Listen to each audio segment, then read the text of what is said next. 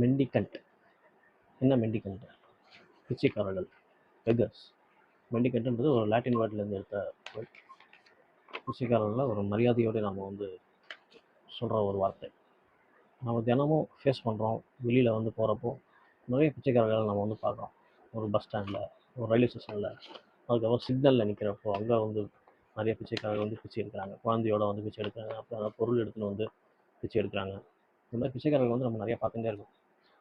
பணம் கேட்குறாங்க, அப்புறம் சாப்பாடு கேட்குறாங்க. இதெல்லாம் வந்து கேட்குறப்போ நாம் என்ன பண்ணுறோம்னா அவங்கள ஒன்று ஒதுக்குறோம், இல்லைன்னா ஒரு ரூபாயோ 2 ரூபாயோ போடுறோம். ரூபா 2 போட்டால் அவங்கள ஒரு மாதிரி பார்ப்பாங்க இப்போலாம். அதனால 10 ரூபா போட்டிங்கன்னா சந்தோஷமாக வாங்கிட்டு போவாங்க. இப்போ இந்த பிச்சைக்காரர்கள்லாம் எங்கேருந்து உருவாகுறாங்க அப்படிங்கிறது ரொம்ப கேள்விக்குறியான ஒரு விஷயமா இருக்குது. ஏன்னா கவர்மெண்ட் வந்து எவ்வளோ மெஷர்ஸ் எடுத்து பிச்சைக்காரர்கள்லாம் வந்து கம்மி பண்ணுறதுக்காக எவ்வளோ முயற்சி எடுத்தோம். இப்போது பிச்சைக்காரர்களோட எண்ணிக்கை வந்து இன்னும் அதிகமாக தான் இருக்கே தவிர கம்மியாகலை. ஒரு மெயின் ரோடை நீங்கள் எடுத்தால் கிட்டத்தட்ட ஒரு 10 15 பிச்சைக்காரர்கள் வந்து அந்த மெயின் ரோட்டில் இருக்காங்க.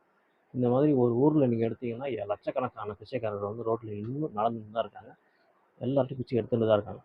ஸோ இந்த நிலை ஏன் நம்ம நாட்டில் இன்னும் இருந்துகிட்டே இருக்குது? இது மாறாமல் இன்னும் தொடர்ந்துட்டே இருக்குமா?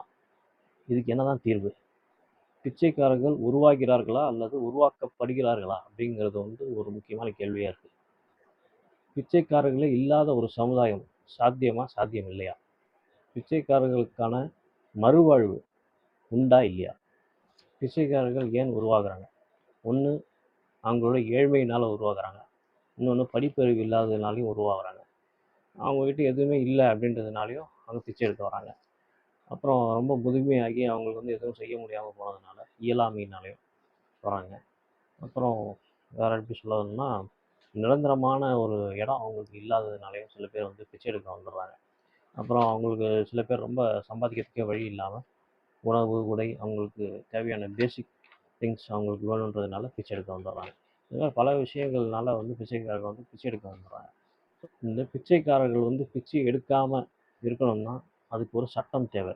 இப்போது நம்ம நாட்டில் இல்லாமல் வெளிநாட்டில் பார்த்தீங்கன்னா இதுக்குன்னே ஒரு சட்டம் இருக்குது. அதாவது ஆன்டி பெக்கர்ஸ் ஆக்ட்னே வந்து தனியாக சில நாட்டிலலாம் இருக்குது. அதை வந்து இம்ப்ளிமெண்ட் பண்ணிட்டும் இருக்காங்க. இப்போ கூட வந்து இம்ப்ளிமெண்ட் பண்ணியிருக்காங்க. அந்த மாதிரி நம்ம நாட்டிலேயும் வந்து அந்த ஆன்டி பெக்கர்ஸ் ஆக்டை வந்து இம்ப்ளிமெண்ட் பண்ணணும்.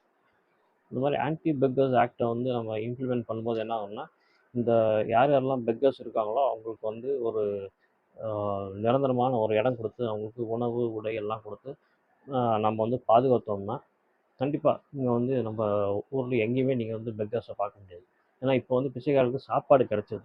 சாப்பாடு வந்து இப்போ கோயிலெல்லாம் சாப்பாடு போடுறாங்க, மத்தியானம் போய் சாப்பாடு சாப்பிட்றாங்க. ரொம்ப அவங்களுக்கு வந்து வசதியாக இருக்குது. அதே மாதிரி அவங்களுக்கு வந்து இப்போ பணம் தேவையாக இருக்குது. பணம் தேவைன்னு என்ன பண்ணால் எல்லாத்தையும் நம்ம பிச்சை எடுத்து தான் அவங்க வந்து வாழ வேண்டிய ஒரு நிலை இருக்குது. நான் இப்போ கூட ரீசெண்டாக மெரினா பீச் பக்கம் போகிறப்ப ஒரு வேனில் சில வாலண்டியர்ஸ் வந்தாங்க.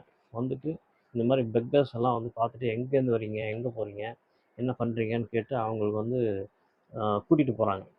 சில பேர் வந்து அவங்க வந்து கூப்பிட்றப்ப அவங்க கூட போகிறாங்க.